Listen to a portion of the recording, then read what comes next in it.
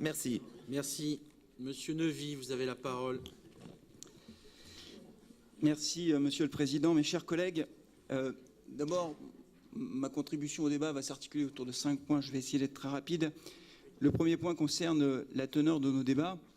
Et moi, je trouve que c'est un débat qui est à la fois important, intéressant, et je considère à titre personnel que les avis des uns et des autres sont respectables. Ceux qui sont pour ont des arguments à faire valoir, je les entends et je les respecte. Et ceux qui sont contre le sont aussi de façon très légitime avec leurs arguments à eux. Et j'ai du mal à accepter les insinuations que j'ai pu entendre ce matin qui laissent à penser que les positions des uns et des autres, et en particulier de ceux qui seraient contre ce stade, seraient dictées par des positions politiciennes.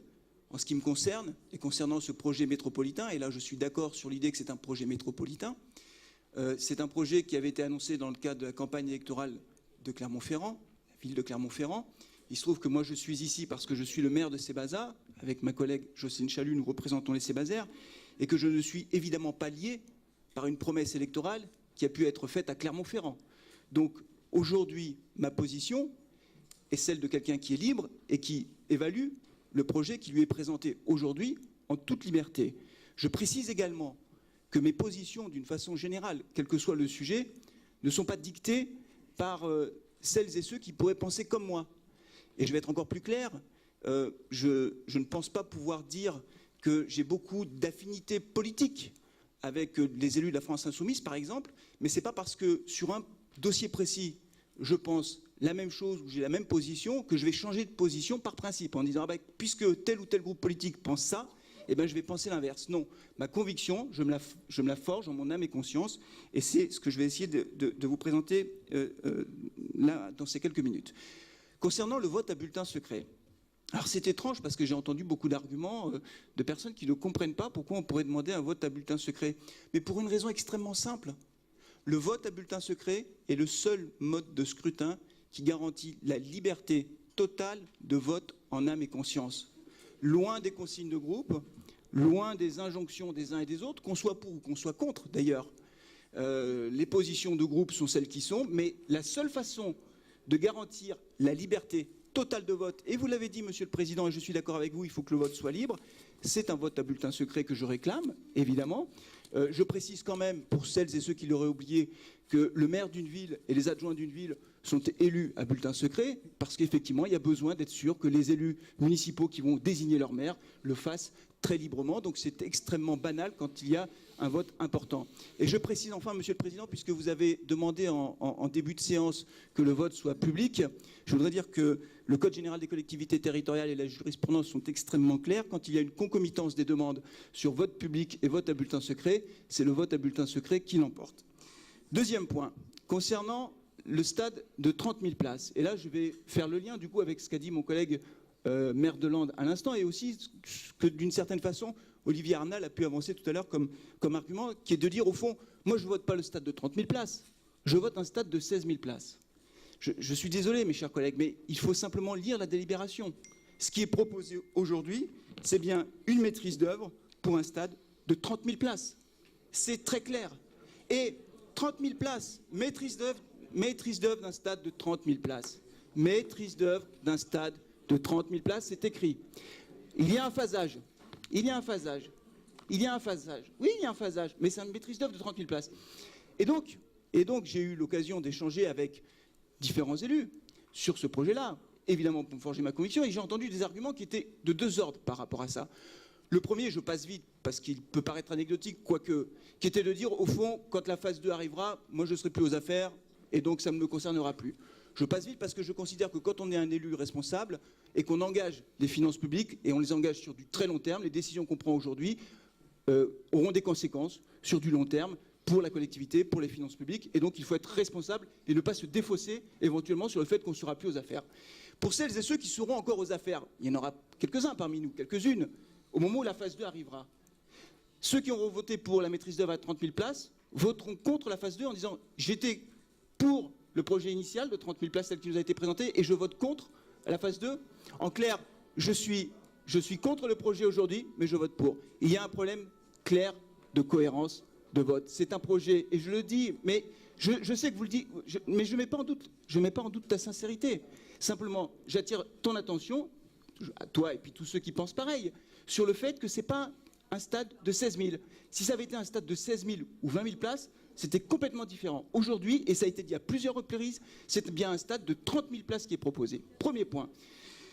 Autre point, concernant le coût qui nous avait présenté dans la délibération, 57 millions. Est-ce crédible pour un stade de 30 000 places? Pour se forger une conviction, il suffit de regarder les constructions de stades qui ont pu avoir lieu récemment. On me dit, ah oui, mais c'était partenariat public-privé, etc., ça n'a rien à voir. Pas du tout, les coûts de construction sont identiques et ça donne une idée de ce que coûte chaque place dans un grand stade, tout simplement. Donc quand on regarde le stade de Nice, qui a été construit récemment, 35 000 places, 250 millions d'euros. Le stade de Bordeaux, 42 000 places, 255 millions d'euros. Et je vais terminer par un stade qui sera certainement plus proche de celui qu'on envisage aujourd'hui, qui est le MMA Arena du Mans, qui a une capacité de 25 000 places et qui a coûté 107 millions d'euros. 107 millions d'euros, pas 55, 107 millions d'euros. Et facteur aggravant, pardon de vous le dire, mais vous le savez bien mes chers collègues, c'est que c'est un stade qui a été construit, qui s'est terminé en 2011, et que depuis le temps est passé, et que évidemment les coûts de construction aujourd'hui ne sont plus du tout les mêmes. Je vais simplement dire la chose suivante, c'est que imaginez que ce stade de 30 000 places coûte in fine 57 ou même 60 ou même 70 millions d'euros, n'est pas crédible.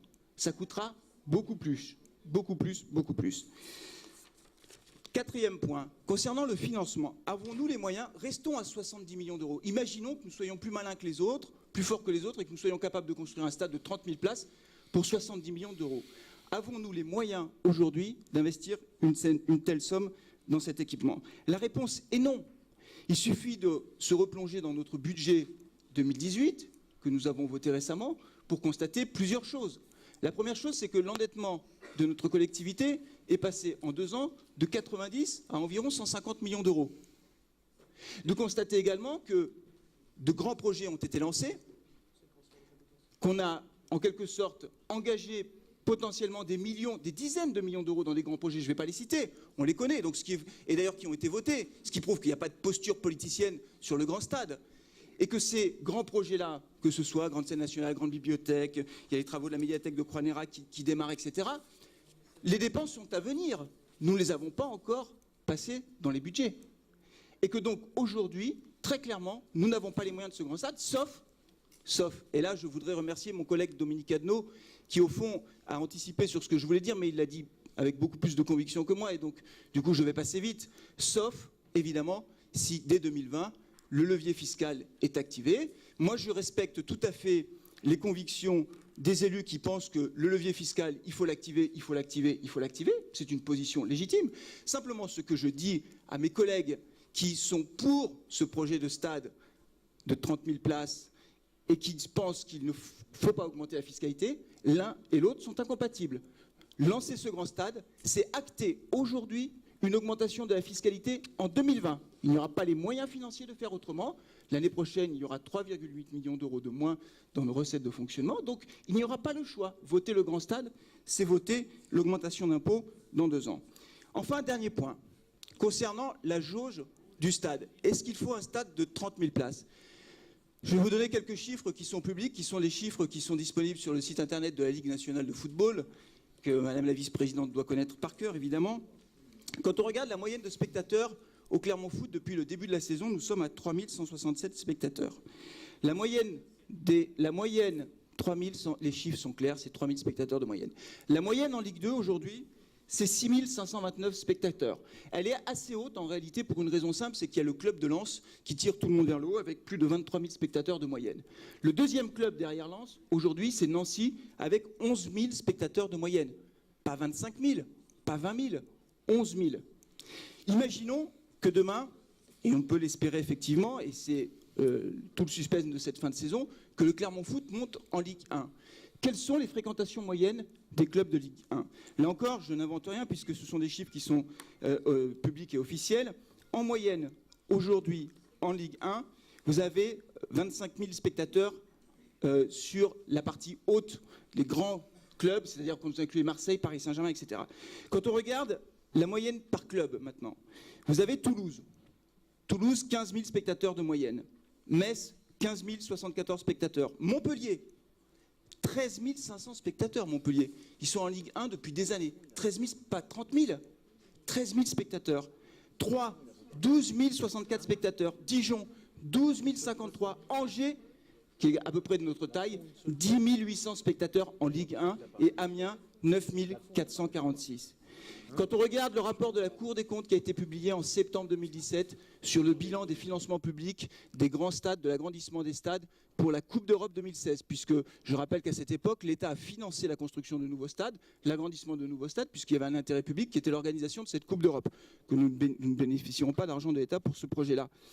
La Cour des comptes, qui s'est penchée sur l'ensemble des cas, dit ceci à propos du stade de Nice, qui, je vous le rappelle, est d'une capacité totale de 25 000 spectateurs, de 35 000 spectateurs, et qui a une moyenne aujourd'hui de 22 000 spectateurs. La Cour des comptes dit ceci: la fréquentation du nouveau stade de Nice est à peine supérieure à celle observée à l'ancien stade du Ray. Alors à Nice, ils disent du rail, ce qui veut dire qu'il n'y a pas eu d'explosion de la fréquentation parce qu'une nouvelle structure est arrivée. Et ils terminent leur rapport sur le stade de Nice en dénonçant, je cite encore, le surdimensionnement de l'équipement au-delà de l'Euro 2016. Ils ont 22 000 spectateurs de moyenne pour un stade de 35 000 places. Nous, aujourd'hui, nous propose un stade de 30 000 places pour un club qui fait en moyenne 3 000 spectateurs. Alors je vais terminer, puisqu'il y a eu beaucoup de citations depuis le début de ces débats, par une citation d'un oui, mais c'est bien, je ne fais pas souvent de citation, mais là je trouve qu'elle est bien appropriée, d'un artiste argentin qui s'appelle Kino, c'est un dessinateur de bande dessinée, qui a dit ceci à propos de la folie des grandeurs.